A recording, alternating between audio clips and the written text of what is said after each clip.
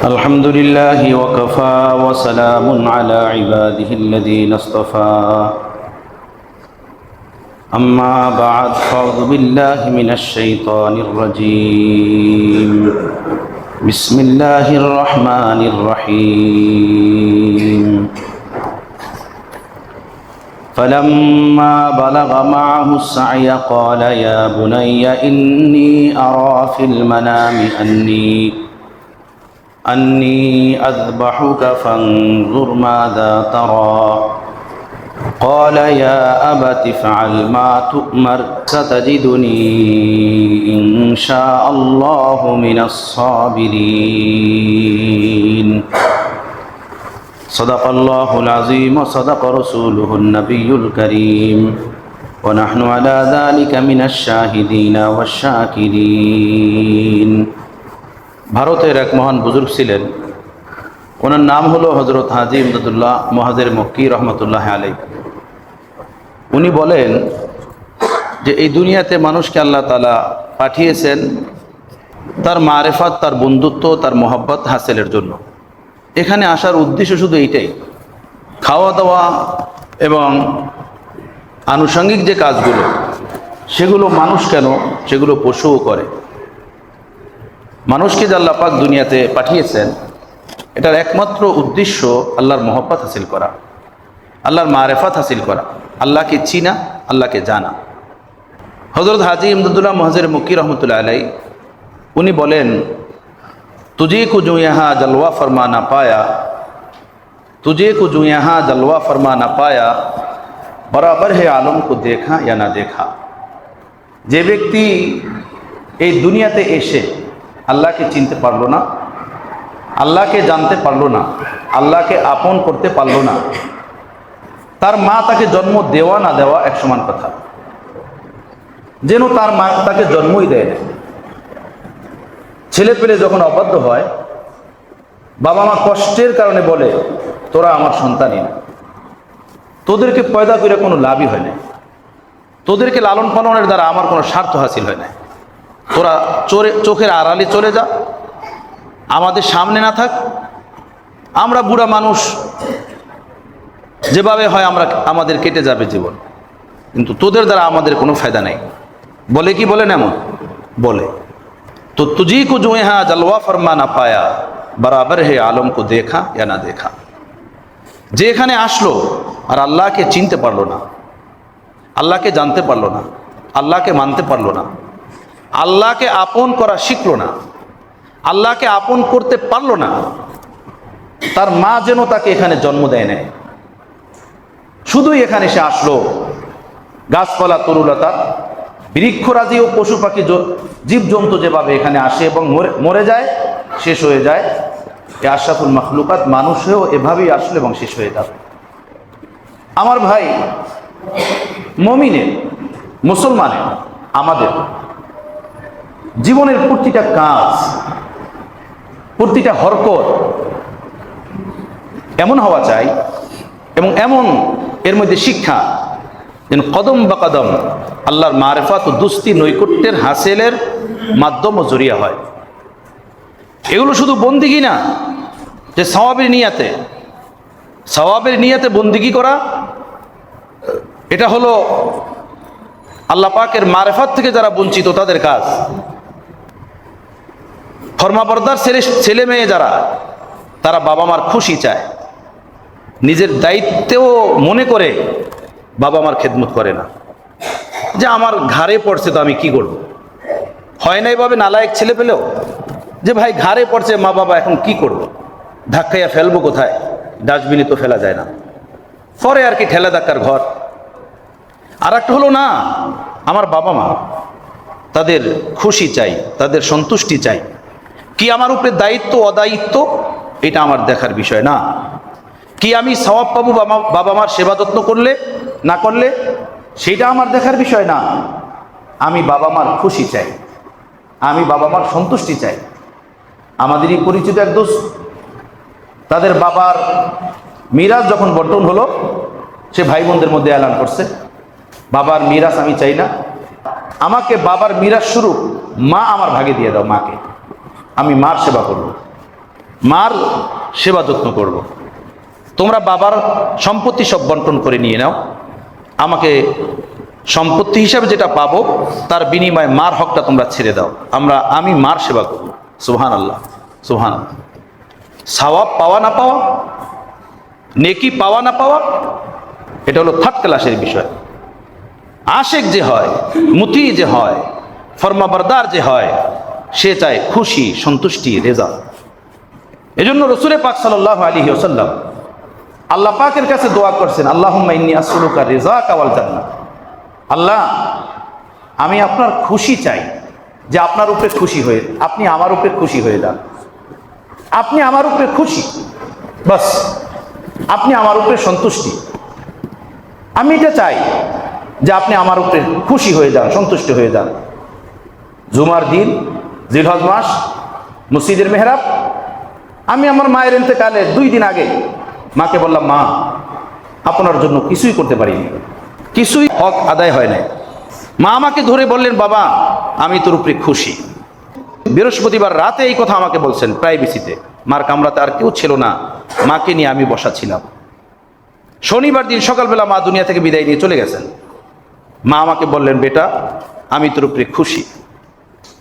মার এই শব্দ ছিল না, মনে হয় যে দোনো জাহানের সফলতার চাবি আমার হাতে ধরিয়ে দিয়েছেন মা।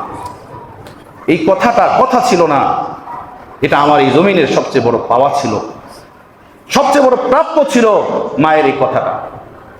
আমার ভাইয়েরা, সওয়াব হবে নাকি হবে, কোরবানি আর হজ উমরা, দান ও সদকা, এটা অনেক দূরের জিনিস। কি সওয়াব হবে, কি নেকি হবে, আশেকে ভাবে না আমি আমার মাসুকের জন্য কি করব, আমি আমার মাহবুবের জন্য কি করব, আমি আমার প্রিয়র জন্য কি করব, তো কি নেকি হবে, সেটা তার কোনো ভাবনাই থাকে না। তার ভাবনা থাকে আমার মাসুক খুশি হবেন কিভাবে, আমার প্রিয় খুশি হবেন কিভাবে, আমার মাহবুব খুশি হবেন কিভাবে। তার খুশি আমি চাই, তার সন্তুষ্টি আমি চাই, যে সে আমার উপরে সন্তুষ্ট হয়ে যাবে। আমার বন্ধুগণ, মুসলমানের প্রতিটা ইবাদত, প্রতিটা বন্দেগী আল্লাহ পাকের সেই নৈকট্যের সবক দেয়, আল্লাহ পাকের মারিফাতের সবক দেয়। এই কোরবানির মাস, কোরবানি হবে কিছুদিন পরে। কোরবানি কি? কোরবানি কাকে বলে? কোরবানি বলে আল্লাহর রেজা, আল্লাহর সন্তুষ্টি, আল্লাহর খুশি পাওয়ার জন্য একজন আল্লাহ প্রেমিক বান্দা, একজন আল্লাহ প্রেমিক দেওয়ানা, আল্লাহর খুশির জন্য সে তার প্রিয় বস্তুটাকে তার সামনে পেশ করে দেয়। দেন মাওলা, আমার কাছে যেটা ছিল সাধ্যে, তোমার খুশির জন্য, তোমার সন্তুষ্টির জন্য আমি এইটা তোমার সামনে পেশ করে দিলাম। এইটাকে বলা হয় কোরবানি। কোরবানি কোনো গোস্ত খাওয়ার নাম না, কোরবানি হাটের বড় গরুটা কিনে আনার নাম না, কোরবানি আল্লাহর খুশির তালাশের নাম, আল্লাহর হুকুমের অধীনে হয়ে যাওয়ার নাম, আল্লাহর হুকুম মতো জিন্দিগি বানানোর নাম। সুবহানাল্লাহ, সুবহানাল্লাহ। এই যে এক সবক, এটা আজকের নয়, প্রিয় নবী মুহাম্মদ রাসূলুল্লাহ সাল্লাল্লাহু আলাইহি ওয়াসাল্লাম থেকে নয়। আমার বাবাগণ, আমার যুবক বন্ধুগণ, আমার স্নেহভাজন ছোট্ট সাথীরা, বন্ধুরা, এই কোরবানির এই দাস্তান ও সবক আবুল বাশার হযরতে আদম আলাইহিস সালাতু ওয়াস সালামের জমানা থেকে এই জমিনে চলে আসতেছেন। সর্বপ্রথম এই জমিনে কোরবানি দিয়েছেন হযরত আদম আলাইহিস সালামের 2 ছেলে হাবিল ও কাবিল। 2 জনে কোরবানি দিয়েছেন। তাদের কোরবানির কথা কোরআনে পাকের সূরাতুল মায়েদার ভিতরে আল্লাহ স্পষ্ট পুরা দাস্তান, পুরা হিস্টোরি, কাহিনী ধারাবাহিকভাবে বর্ণনা করছেন। হযরত আদম আলাইহিস সালাতু ওয়াস সালামের ছেলে হাবিল এবং হযরতে কাবিল, এই দুজনই আল্লাহর সামনে কোরবানি পেশ করছিলেন। হাবিল পেশ করছিলেন তার লালিত পালিত একটি দুম্বা, আর কাবিল সে পেশ করছিলেন তার ক্ষেতের শস্য। আল্লাহর সামনে কোরবানি স্বরূপ পেশ করছিলেন। কোরবানির পিছে কারণ ছিল এই যে দুনিয়াতে তখন আর কোনো মানুষ ছিল না। হযরতে হাওয়ার ঘরে একসাথে 2টা সন্তান জন্ম নিত, একটা ছেলে একটা মেয়ে, একটা ছেলে একটা মেয়ে। তখন দুনিয়াতে আর কোনো মানুষ ছিল না। তো ছেলে মেয়ের ভিতরে বৈবাহিক নিজাম আল্লাহ তাআলা এই দুনিয়াতে চালু করবেন কিভাবে? তো একদম একসাথে জন্ম নেওয়া যে 2 ভাই বোন, এদের ভিতরে বৈবাহিক এই নিজামকে আল্লাহ তাআলা এইভাবে চেঞ্জ করে দিয়েছেন যে প্রথম সিরিয়ালে যে এক ভাই এক বোন জন্ম নিছে, তারা পরস্পরে বিবাহ বন্ধনে আবদ্ধ হবে না। কারণ প্রথম সিরিয়ালে যে জন্ম নিয়েছেন ভাই, দ্বিতীয় সিরিয়ালে জন্ম নিয়েছেন বোন, এদের দুইজনের মধ্যে কি হবে? বিবাহ হবে। এই সিস্টেম দুনিয়াতে আর কোনো মানুষ তো তখন ছিল না। এইভাবে বিবাহ বন্ধনের এই সিস্টেম আল্লাহ তাআলা চালু রাখছিলেন দুনিয়াতে। তো কাবিলের সাথে যে বোনের বিবাহের বিষয়টা ছিল, সে বোনটা তুলনামূলক সুন্দর ছিল, কম রূপবতী ছিল, কম। সেই জন্য কাবিল ওই বোনকে বিবাহ করতে রাজি হয় নাই। সে রাজি হইতেছিল তার সাথে যে বোনটা জন্ম নিছে তাকে বিবাহ করতে। হযরত আদম আলাইহিস সালাম বললেন, না, এটা তো করা যাবে না, এটা আল্লাহর হুকুমের বাহিরে, এটা করা যাবে না। কাবিল এই বিষয়টার উপরে বড় জোর দিল। হযরত আদম বলেন, ঠিক আছে, আমার সাথে জোরাজোরি করার কিছু নাই, এই জমিনে যা হবে আল্লাহর হুকুমে হবে। তোমরা দুজনে আল্লাহর দরবারে কোরবানি পেশ করো, তোমাদের মধ্য থেকে যার কোরবানি আল্লাহর দরবারে কবুল হবে তার সাথে ওই সিস্টেম অনুযায়ী, নিয়ম অনুযায়ী বিবাহ হবে। তুমি তোমার সাথে যার বিবাহের নিয়ম, তাকে তুমি বিবাহ করতে চাও না, তুমি চাইতেছো তোমার সাথে যে জন্ম নিছে তাকে বিবাহ করতে, তো তুমি কোরবানি দাও। যদি আল্লাহ কবুল করেন তো তোমার সাথে তার বিবাহ হবে। হাবিল এবং কাবিল দুজন কোরবানি পেশ করলেন। তো হাবিলের কোরবানি এবং কাবিলের কোরবানি যখন আল্লাহর সামনে পেশ করা হলো, তখন নিজাম ছিল এই, কোনো মানুষ কোরবানি পেশ করলে তার কোরবানির বস্তুটা কোনো উন্মুক্ত খোলা মাঠে ময়দানে নিয়ে রেখে দিত। আকাশ থেকে এক আগুন আসতো, আগুন এসে যার কোরবানি আল্লাহর দরবারে কবুল হতো তার ওই বস্তুটাকে খেয়ে ফেলতো, জ্বালিয়ে দিত।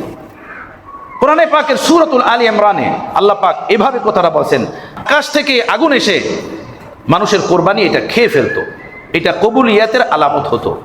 যার কোরবানি খেত, জ্বালিয়ে দিত, এটা মনে করা হতো যে তার কোরবানি কবুল। যার কোরবানি জ্বালিয়ে দেওয়া হতো না, আগুন খেয়ে ফেলতো না, মনে করা হতো তার কোরবানি আল্লাহর দরবারে কবুল হয় নাই। তো হাবিল ও কাবিল যখন কোরবানি দিলেন, আকাশ থেকে আগুন আসলো, এসে হাবিলের দুব্বাকে জ্বালিয়ে দিয়েছে, কিন্তু কাবিলের শস্য নিজ স্থানে পড়েছিল। হযরত আদম আলাইহিস সালাম বললেন, দেখো, তুমি যে বিবাহের নিজাম মানতেছো না, এখন কোরবানি পেশ করা হলো আল্লাহর দুয়ারে, আল্লাহ তাআলা তো তোমার কোরবানি কবুল করেন নাই। অতএব আল্লাহর চিরচরিত যে নিজাম দুনিয়াতে, সেই নিজাম অনুযায়ী চলতে হবে। ওই বোনকে বিবাহ করতে হবে যেটা তোমার অন্য ভাইয়ের সাথে জন্মগ্রহণ করছে। তোমার সাথে যে জন্ম নিছে তার সাথে তোমার বিবাহ হবে না। এটা কোনো কিস্সা কাহিনী, কোনো চটি বই এবং অগ্রহণযোগ্য কিতাবের না, এটা কোরআনের কথা। সরল সূরাতুল মায়েদার ভিতরে এই ঘটনা তাফসীলিভাবে আল্লাহ তাআলা বর্ণনা করছেন। কাবিল বড় রেগে গেল, কোনো মতেই ঠান্ডা হলো না। সে চাইলো, আমি যাকে পছন্দ করি তাকে বিবাহ করার পথে বাধা হলো আমার ভাই এই হাবিল বাধা, অতএব হাবিলকে হত্যা করে দিতে হবে। কাবিল এই জিনিসটা চাইলো যে তাকে যদি হত্যা করে দেই তো আমি যাকে চাই বিবাহ করার জন্য তার রাস্তা পরিষ্কার, তাকে আমি বিবাহ করতে পারবো। সে তার জন্য প্রস্তুতি নিল। এমনকি কাবিল হাবিলকে বলল, আমি তোমাকে হত্যা করব, আমি তোমাকে মেরে ফেলবো, আমার রাস্তা আমি পরিষ্কার করব। দুনিয়ার নেশা এবং হারাম পিপাসা ও চাহিদা এমন, এটা অর্জন করতে গিয়ে দুনিয়ার শুরু লগ্ন থেকে এরকমই হয়ে আসছে। মানুষকে যখন ভূতে পায় এবং পার্থিব জগতের কোনো হারাম লোভ লালসায় পড়ে যায়, তখন ওই হারাম লোভ লালসা অর্জন করার জন্য তার পথে যেই জিনিসটা বাধা হয় সেইটাই সে সরাই দিতে প্রস্তুত হয়ে যায়, সেইটাই সে সরাই দেয়। কাবিল হাবিলকে হত্যা করার জন্য প্রস্তুতি নিল। হাবিল বললেন, লা ইম বাসাত্তা ইলাইয়া ইয়াদাকা লিতাকতুলানি মা আনা বিবাসিতি ইয়াদিয়া ইলাইকা লিআকতুলাক ইন্নী আখাফুল্লাহ রাব্বাল আলামিন।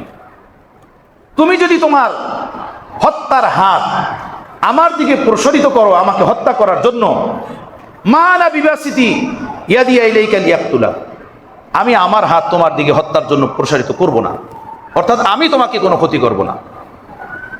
ইন্নী আখাফুল্লাহ রাব্বাল আলামিন, আমি এই জাহানের সৃষ্টিকর্তা মালিককে আমি ভয় পাই, আমি ভয় করি তার নাফরমানি করাকে।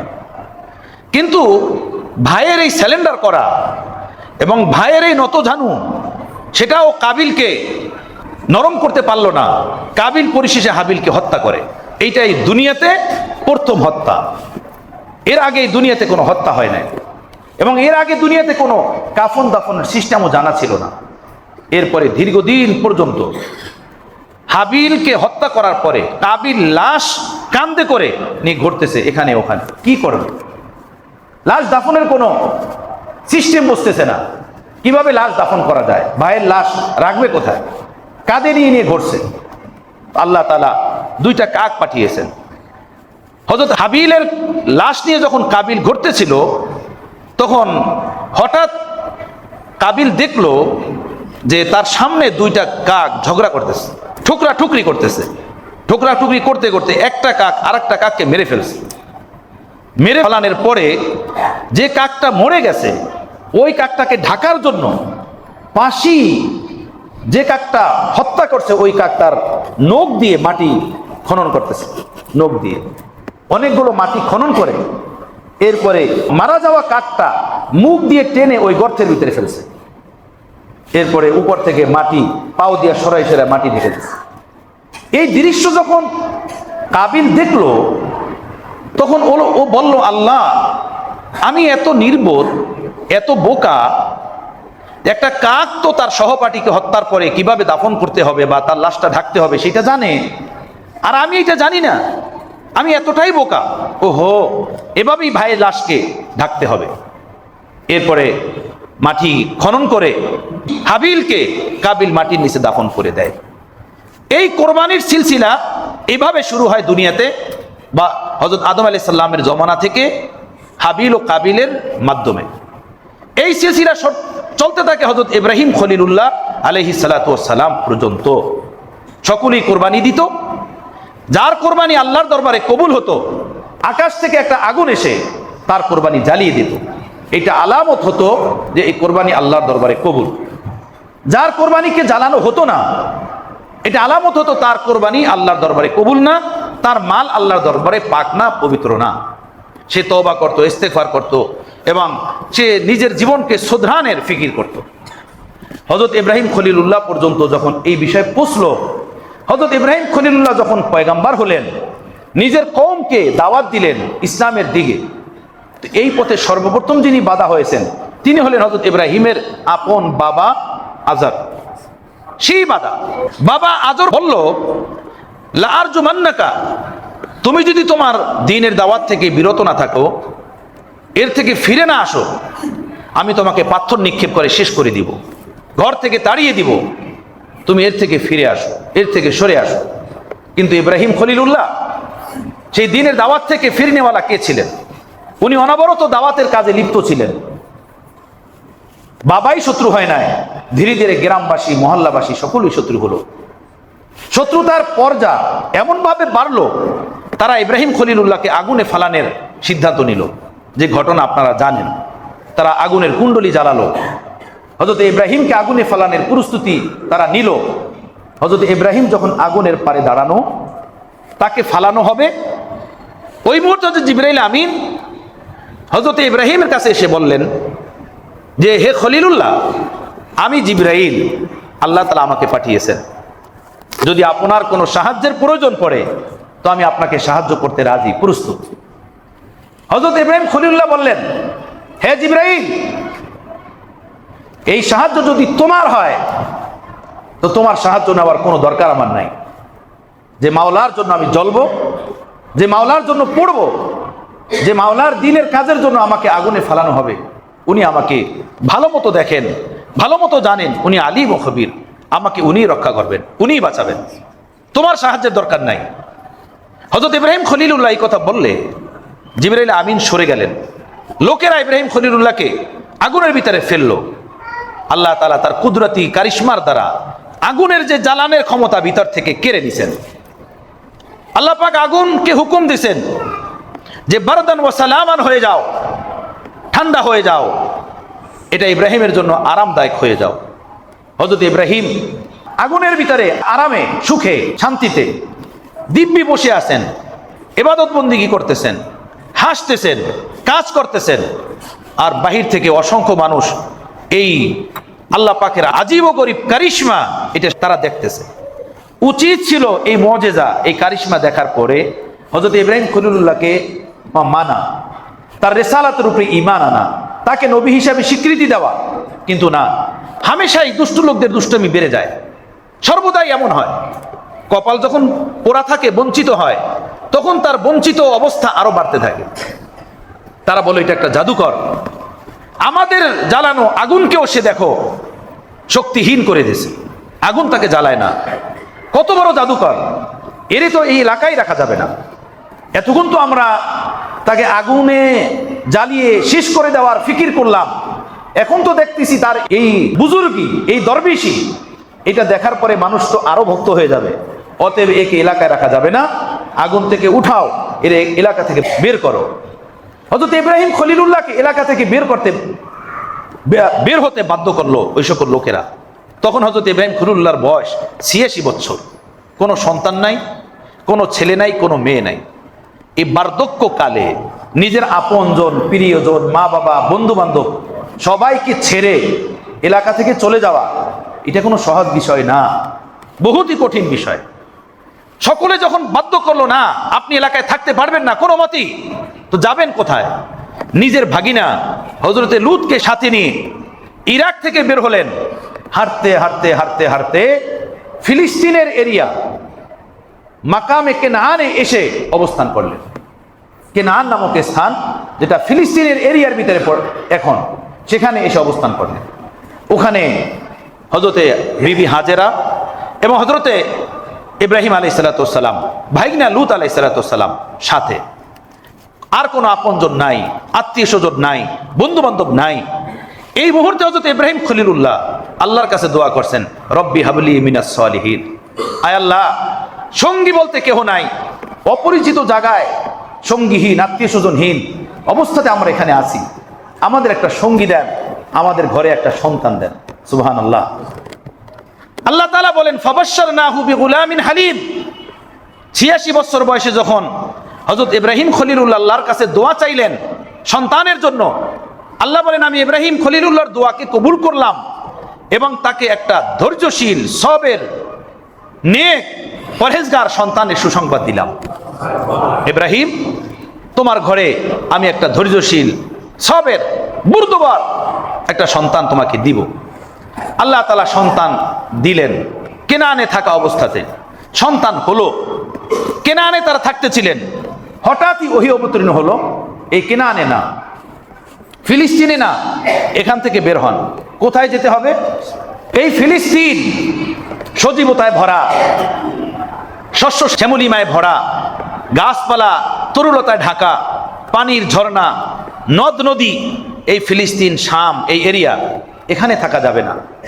আপনার এই দুগ্ধ শিশু এবং আপনার এই স্ত্রীকে নিয়ে মরুর প্রান্ত, যেখানে না কোনো ঘাস, না কোনো গাছ, না কোনো পানি, না কোনো হাট বাজারও মানুষজন, আপনি সেখানে আপনার সন্তানকে নিয়ে চলেন, চলতে থাকেন।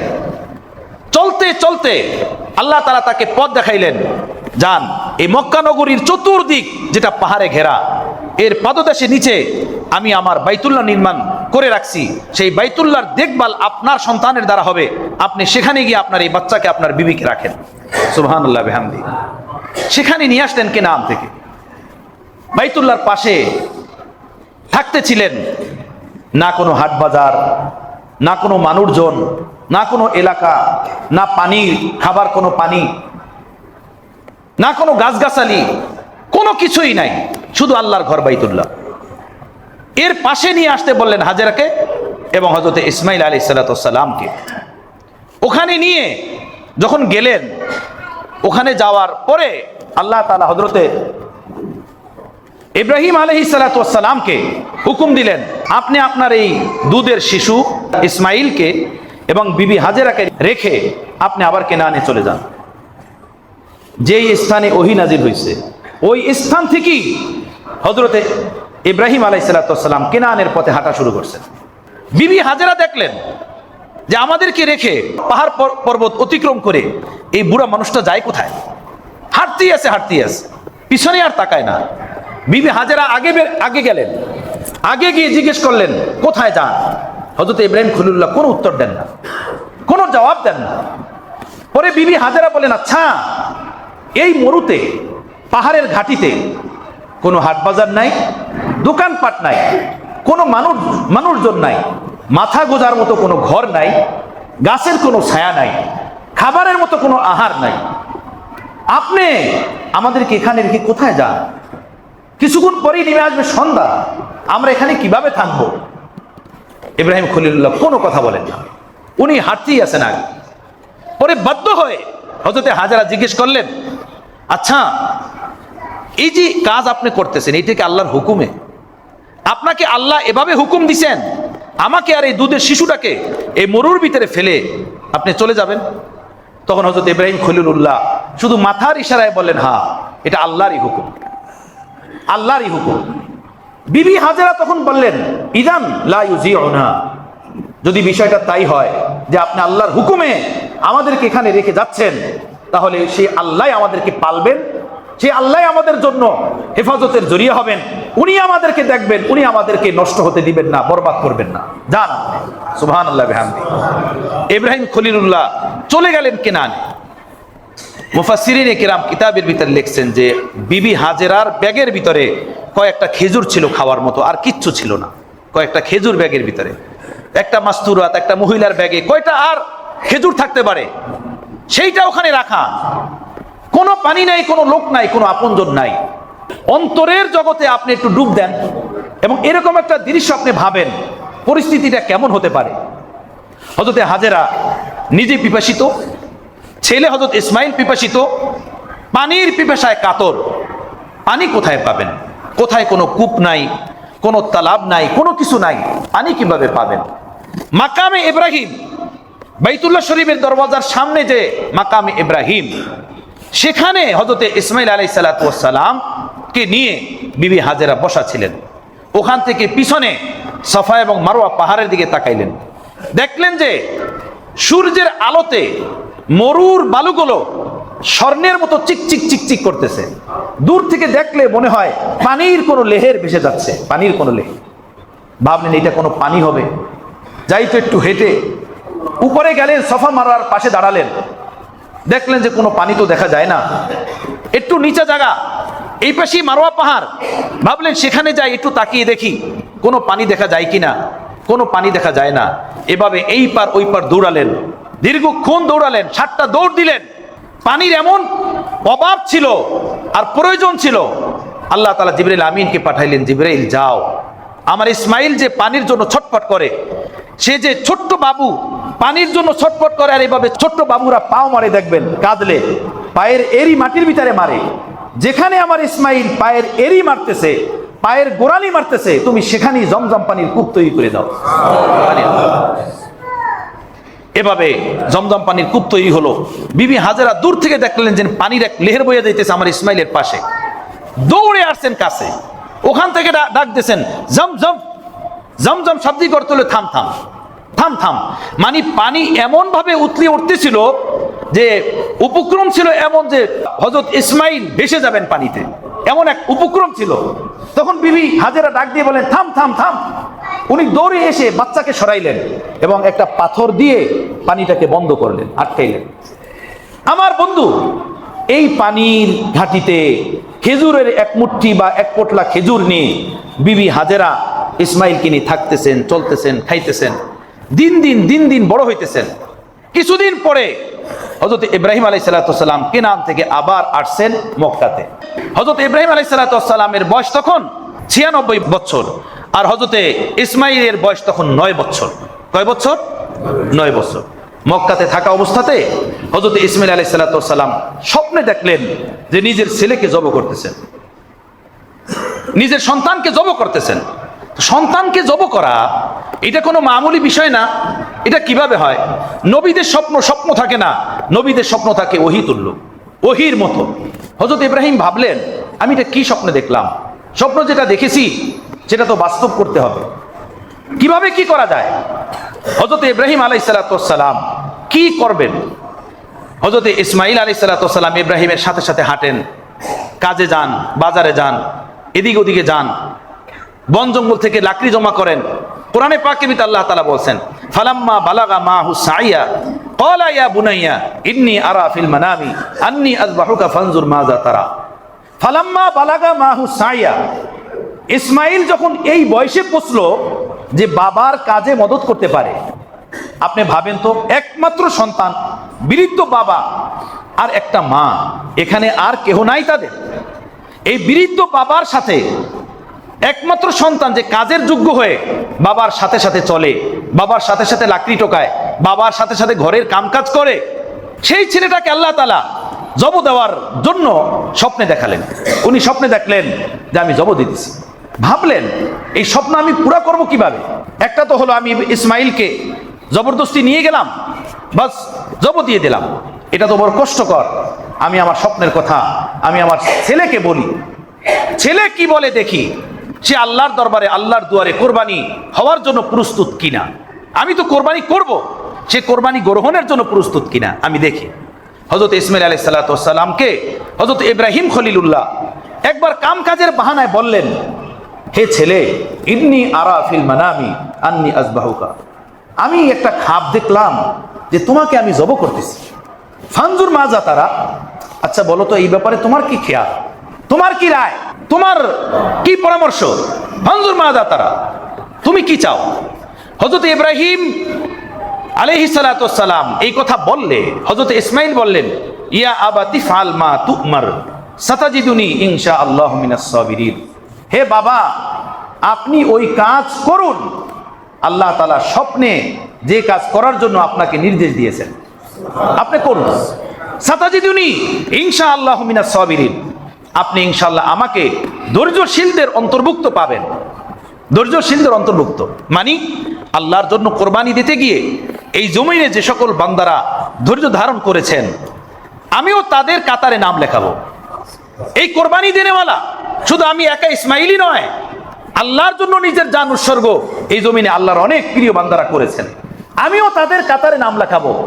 আর এই নাম লেখানোর জন্য আমি আল্লাহর সাহায্য চাচ্ছি, আল্লাহ আমাকে কবুল করবেন। হযরত ইব্রাহিম আলাইহিস সালাতু ওয়াস সালাম একটু ইতমিনান হলেন যে চলো, ছেলে যখন রাজি তো কিছু বিষয়টা সমাধা হয়ে গেল। হযরত ইসমাইলকে জিজ্ঞেস করলেন কেন হযরত ইব্রাহিম স্বপ্নে দেখছেন বা জব করে দিতেন? তো মুফাসসিরিনে কেরাম বলেন, এক নম্বর কারণ হলো এই জন্য জিজ্ঞেস করছেন যে আমি দেখি আল্লাহ পাকের পক্ষ থেকে কুরব নেকি নেওয়ার জন্য বান্দার নিজের অন্তরাত্মার খেয়াল থাকা জরুরি, তার নিজে রাজি থাকা জরুরি, প্রস্তুত থাকা জরুরি। আমি তো কোরবানি করব আল্লাহর সন্তুষ্টির জন্য, আল্লাহর খুশির জন্য। আমার ইসমাইলও কি আল্লাহর সন্তুষ্টিতে কোরবানি হইতে রাজি কিনা, এই মাকাম ও মর্তবা নিতে তৈয়ার কিনা, আমি এটা দেখি। এক নম্বর। দুই নম্বর হলো, যদি সে রাজি হয়ে যায় তো তাকে জব করার জন্য কোনো কলা কৌশল আমাকে করতে হবে না। আর যদি সে রাজি না হয় তাহলে তাকে জব করার জন্য কোনো প্ল্যানিং, কোনো গেম তৈরি করতে হবে, সেই গেমের ভিতরে ফেলে তাকে আমার জব করতে হবে, আমি যেন এই থেকে উঠে আসতে পারি। তো ছেলে যখন বলল, ইয়া আবাতি ফাল মা তুমার সাতাজিদুনি ইনশাআল্লাহু মিনাস সাবিরিন, আপনি করেন ওই কাজ যে কাজের হুকুম আল্লাহ তাআলা আপনাকে দিয়েছেন, আপনি আমাকে ধৈর্যশীল পাবেন। ছেলেকে বললেন চলো, হাতে ছুরি নিয়ে জঙ্গলের পথে হাঁটা শুরু করলেন, অর্থাৎ মক্কা থেকে বের হলেন, মিনার পথে রওনা হলেন। মিনার পথে ইবলিস এত বড় মহান কাজ আল্লাহর খুশির জন্য বান্দা তার সন্তানকে জব করবে, এটা পছন্দ করার মতো ছিল কোথায়? ইবলিস হয়রান হয়ে গেছে, অস্থির হয়ে গেছে যে এই কাজ থেকে ফিরানো যায় কিভাবে। সর্বপ্রথম পাড়া প্রতিবেশী দূরবর্তী এক নারীর ভেষে বিবি হাজেরার কাছে আসছেন। এসে বলল, হাজেরা, ইসমাইলকে দেখছি না ঘরে, ইসমাইল কোথায়, ইসমাইল কোথায়? বিবি হাজেরা বললেন, ইসমাইল তার বাবার সাথে জঙ্গলে গিয়েছেন কাঠ একত্রিত করার জন্য, কাঠ লাকড়ি আনার জন্য। আমরা যে খানা পিনা পাকাই সেই লাকড়ি টোকানোর জন্য জঙ্গলে গেছেন। তখন ওই শয়তান বলল, আরে না না, লাকড়ি আনতে যায় না, তুমি জানো না ইব্রাহিমকে নাকি তার পূর্ব তার সন্তুষ্টির জন্য জব করতে বলছেন, তো এই জন্য তোমার ছেলেকে নিয়ে গেছে জব করার জন্য, মিনার দিকে নিয়ে গেছেন, জব করার জন্য নিয়ে গেছে, সে তোমার ছেলেকে জব করবে। দেখেন হযরতে বিবি হাজেরা নবীর ঘরের বিবি না, নবীর ঘরের বিবি, নবীর সোহবাত ইয়াফতা, নবীর ইমানের তাপে সেই ইমান তৈরি হয়েছে, নবীর পরশের তাপে সেই ইমান পয়দা হয়েছে ভিতরে। বিবি হাজেরা সাথে সাথে বললেন, আল্লাহ যদি এই হুকুম দিয়ে থাকেন যে তার খুশির জন্য আমার ইসমাইলকে জব করতে হবে, তাহলে ইসমাইলকে জব করে দেওয়াই উচিত। সুবহানাল্লাহ, এক বাক্যে বলে দিলেন ইসমাইল জব হয়ে যাওয়াই উচিত যদি আল্লাহর খুশির জন্য হয়। এটা শয়তান দেখলো আল্লাহ এক কথায় মায়ের মতো নরম কমল দিলের এই নারী, এই কথাটাকে উড়িয়ে দিল, একে তো চান্স পাওয়া যাবে না। এই শয়তান দৌড়ালো মিনার পথে। মিনার পথে গিয়ে হযরত ইব্রাহিমের কে এক বন্ধু বেশে গপসপের ভিতরে লাগানোর চেষ্টা করলেন, আলোচনার ভিতরে ফেলানোর চেষ্টা করলেন। হযরত ইব্রাহিম বলেন, সরা এখান থেকে মিয়া, আমি আল্লাহর মহান এক হুকুম, নৈকট্য এবং তার রেজা হাসিলের জন্য আমি যাচ্ছি, আর তুমি এখানে আমার সময় পার করার জন্য আসছো না, সরা এখান থেকে ভাগো। যখন সরাইয়া দিলেন হযরত ইব্রাহিম, এরপরে শয়তান আর মানুষের ভেসে না, জামরায়ে উকবা, যেখানে শেষের পাথরটা হাজী সাহেবরা মারেন, শেষের পাথরটা, 3টা পাথর মারে না, জামরায়ে উলা, জামরায়ে উস্তা, জামরায়ে উকবা, শেষের পাথরটা যেখানে হাজী সাহেবরা মারেন, ওখানে গিয়ে পাহাড়ের মতো একটা দেহ বানিয়ে শয়তান দাঁড়িয়ে গেছে। হযরত ইব্রাহিমকে আগে বাড়তে দিবে না, আগে যেতে দিবে না। হযরত ইব্রাহিমের সাথে ছিলেন এক ফেরেশতা। ফেরেশতা বললেন, হে ইব্রাহিম, এটা একটা শয়তান, আপনি হাতে পাথর নেন, আল্লাহু আকবার বলেন, পাথর মারেন, এই পাথরের আঘাতে শয়তান এখানে দাঁড়িয়ে থাকতে পারবে না, সরে যাবে। হযরত ইব্রাহিম হাতে পাথর নিলেন, আল্লাহু আকবার, আল্লাহু আকবার, আল্লাহু আকবার বলে 7 পাথর মারলেন, শয়তান ওখান থেকে সরে গেল, রাস্তা ক্লিয়ার হলো। আবার একটু আগে গিয়ে জামরায়ে উস্তাতে গিয়ে বিশাল বড় দেহ বানিয়ে দাঁড়িয়ে গেল। হযরত ইব্রাহিমের পথ বন্ধ হয়ে গেল। ফেরেশতা বলল, পাথর আবার মারেন। হযরত ইব্রাহিম খলিলুল্লাহ হাতে পাথর নিলেন, আল্লাহু আকবার, আল্লাহু আকবার বলে 7 পাথর মারলেন, শয়তান আবার সরে গেল। সামনে গিয়ে জামরায়ে উলাতে আবার শয়তান দাঁড়িয়ে গেছে।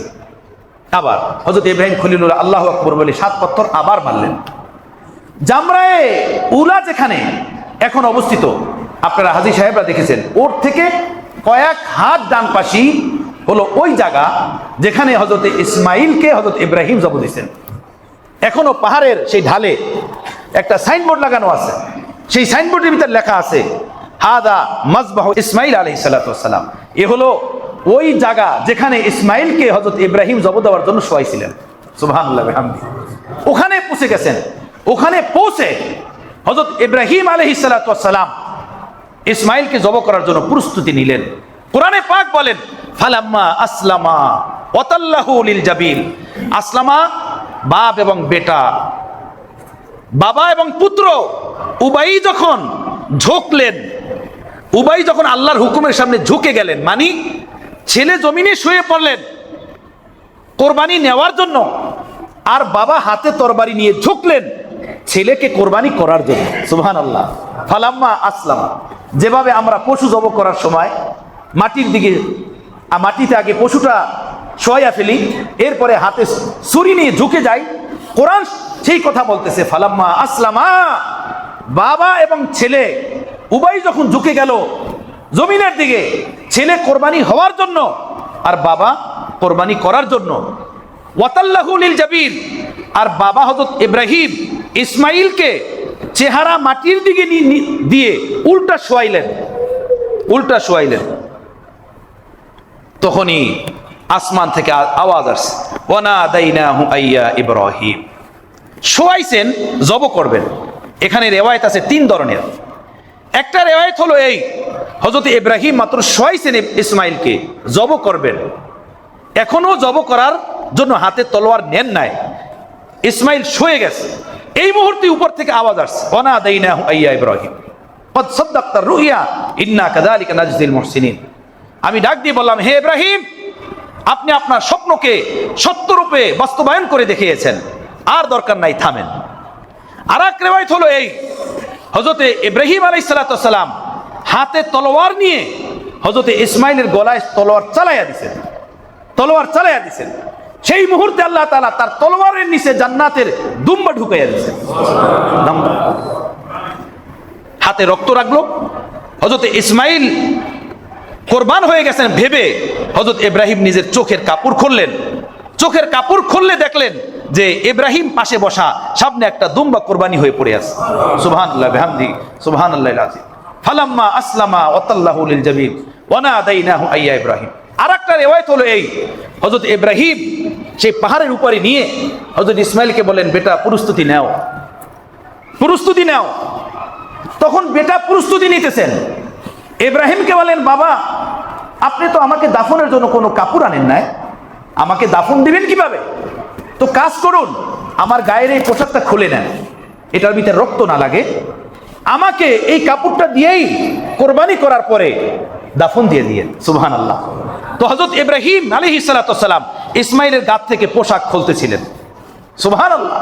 হাতে তরবারি নিয়ে বাসা থেকে ফিরে এই পাহাড়ের পাদদেশ পর্যন্ত পৌঁছছেন।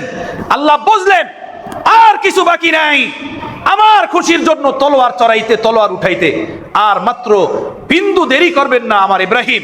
অতএব ওয়ানাদাইনাহু আইয়া ইব্রাহিম কদ সাদ্দাকতা রুইয়া ইন্না কাযালিকা নাজজিল মুহসিনিন। আমি আকাশ থেকে ডাক দিলাম, ইব্রাহিম আপনি আমার খুশির জন্য, আমার রেজার জন্য আপনি আপনার স্বপ্ন বাস্তবায়ন করে দেখিয়েছেন, বাস আমি খুশি হয়ে গেছি, আর দরকার নাই। সুবহানাল্লাহ। আমার ভাইয়েরা, আমার বন্ধুরা, হযরত ইব্রাহিম ইসমাইলকে জব করেই ফেলতেন। আল্লাহ তাআলা নিজ কুদরতি ভাবে এভাবে তাকে পরীক্ষা নিছেন যে ৮৬ বছর বয়সে আমি যে সন্তান দিলাম আপনাকে, আমার হুকুম যেটা স্বপ্নের মাধ্যমে আমি আপনাকে দেখিয়েছি সেইটার মূল্য আপনার অন্তরে বেশি, নাকি আপনাকে যে ছেলে দিছি আমি, এই ছেলের মায়া মহব্বত আপনার অন্তরে বেশি? আল্লাহ এটা তাআলা মূলত দেখতে চেয়েছেন। ইসমাইলকে জব করা মূল উদ্দেশ্য ছিল না, ইসমাইলের মায়া আপনার হৃদয়ে বেশি, নাকি আমার স্বপ্নের মাধ্যমে যে হুকুম দিছি সেইটা আপনার অন্তরে বেশি? মূল হযরত ইসমাইলকে জব করা উদ্দেশ্য ছিল না। সেটা বোঝা যায় কিভাবে? সেটা বোঝা যায় এভাবে, যদি হযরত ইসমাইলকে জব করাই উদ্দেশ্য হতো তো এই বিষয়টা আল্লাহ তাআলা হযরত ইব্রাহিমকে স্বপ্নের মাধ্যমে দেখাইতেন না, ডাইরেক্ট হুকুম দিতেন যে হে ইসমাইল আপনি আপনার ছেলেকে জব করেন। কিন্তু এটা হুকুম দেন নাই, হযরত ইব্রাহিম খাবে দেখছেন যে নিজের ছেলেকে জব করতেছেন। কথা বুঝতেছেন? জব করতেছেন সেটা উনি স্বপ্নে দেখছেন।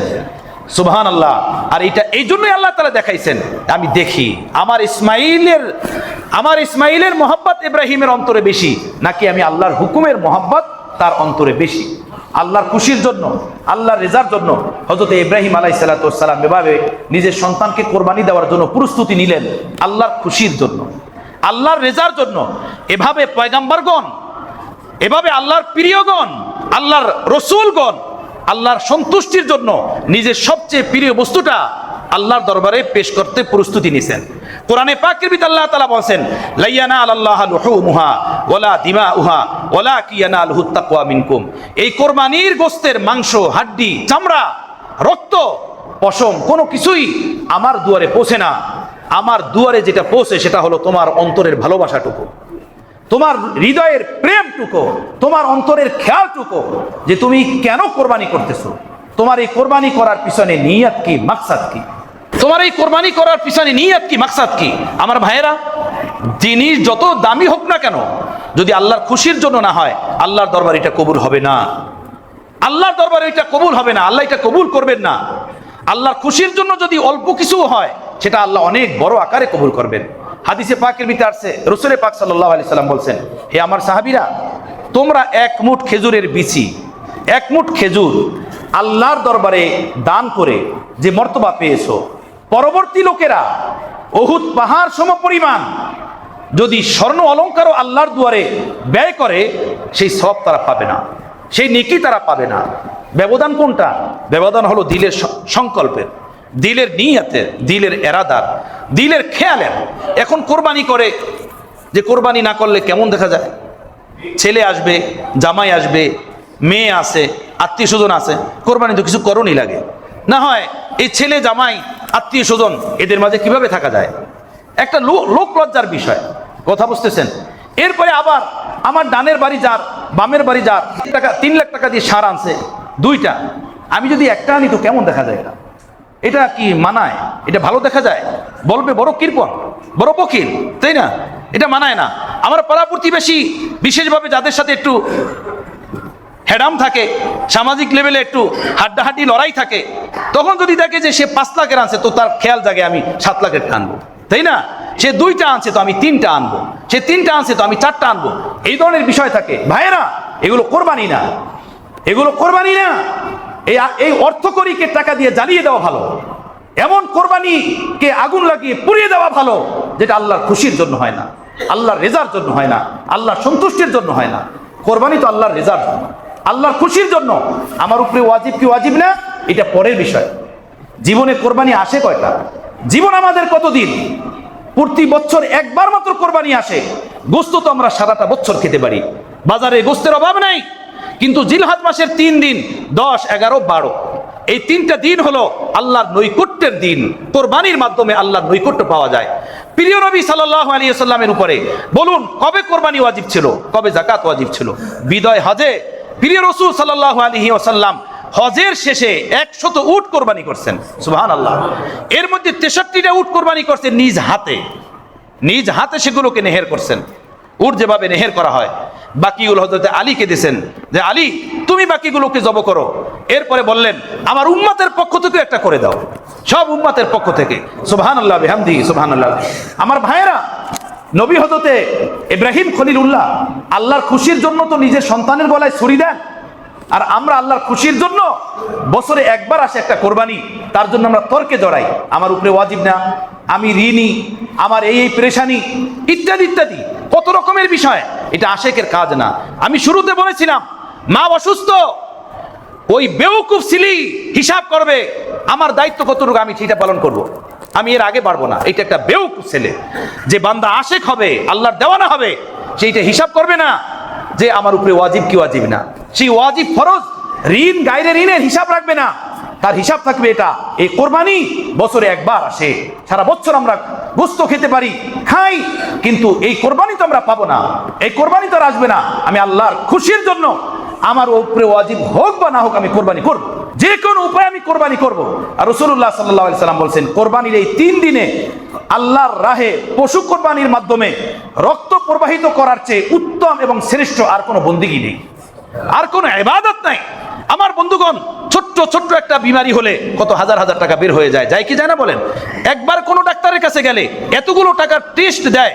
এখন সেই এক টেস্ট, একবারের ডাক্তারের টেস্ট দিয়ে 2টা বকরি কিনে কোরবানি করা যায়। এক ডাক্তারের কাছে গেলে 20-30 হাজার টাকার টেস্ট দিয়ে দেয়। কি বলেন? একটা বকরি কিনে, একটা খাসি কিনে, একটা ছোট্ট একটা খাসি কিনেও তো কোরবানি করা যায়। তবে কোরবানির জন্য যে জিনিসটা জরুরি মনে রাখবেন, সেটা হলো যদি বকরি হয়, খাসি হয়, পূর্ণ 1 বছরের হওয়া জরুরি। এখন আসছে হাইব্রিড জমানা, গরুর বয়স 2 বছর হয় নাই, ছোট ছোট ষাঁড়, সেগুলোকে পুষ্টিকর খাবার এমন খাওয়ানো হয়েছে যে বিশাল হয়ে গেছে। আমার সাথে যে ঘটনা ঘটছে আমি আপনাদেরকে বলি। আমি মুন্সিগঞ্জে মসজিদে জুমার নামাজ পড়াতাম। কোরবানির মৌসুমে ওই মসজিদের পাশেই বসছে হাট। আমি গেলাম বাজারে, দেখলাম যে এক মুসল্লি সে তার গরু নিয়ে বাজারে গেছে, করস ষাঁড় অস্ট্রেলিয়ান। আমি তাকে বললাম তোমার এই গরুর বয়স কত? হাসে, কথা বলে না। আমি বললাম বলো।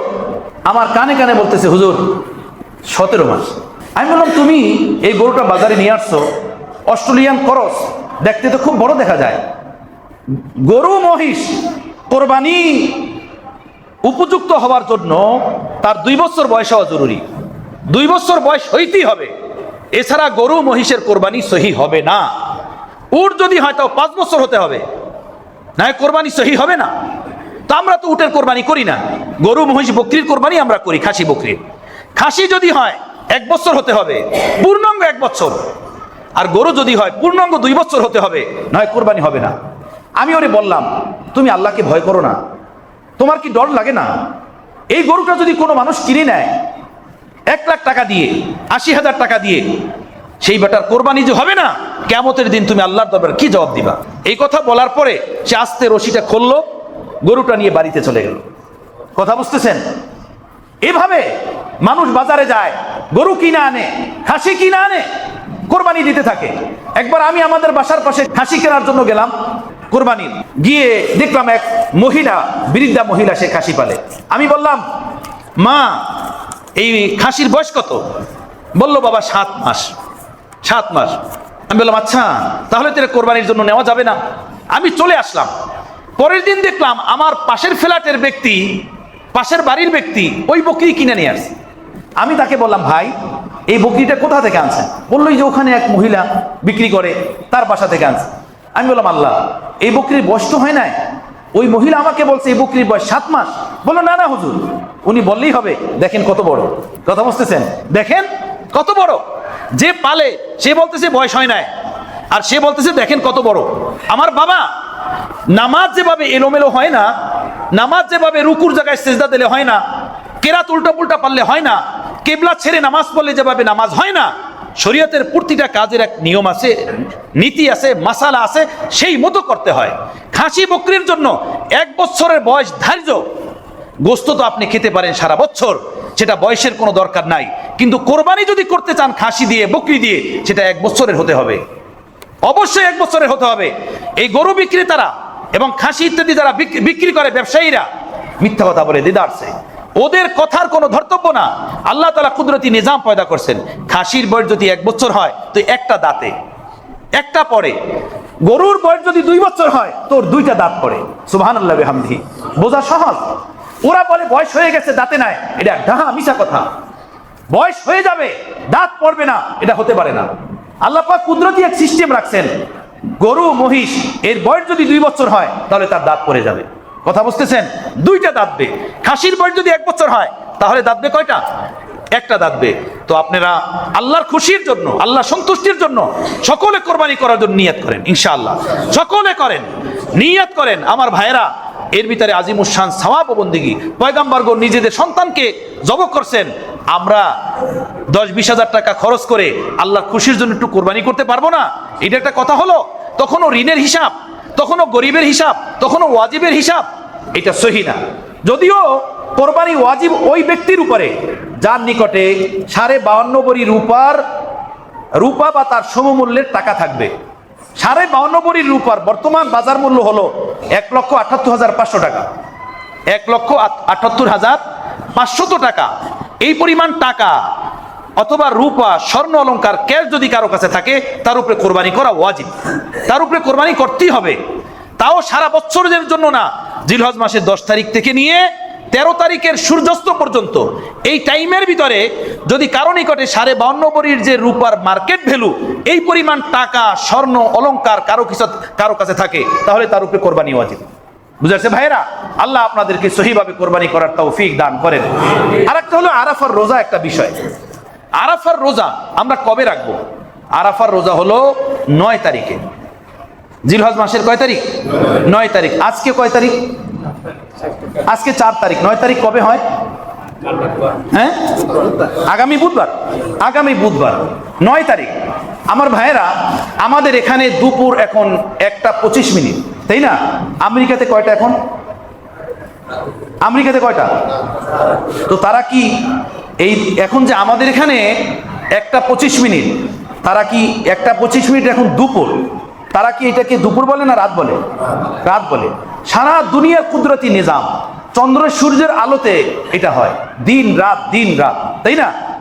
এখানে সকাল, ওখানে দুপুর, ওখানে বিকাল।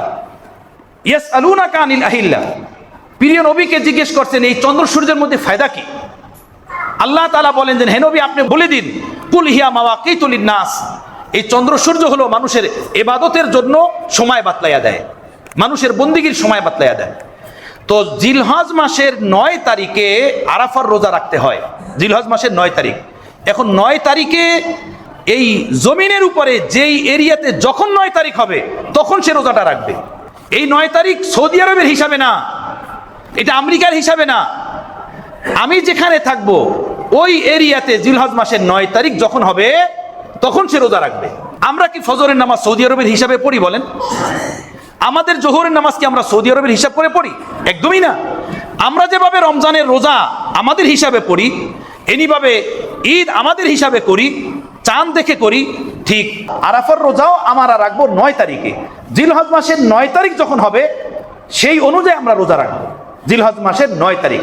বুঝতে পারছে ভাইরা?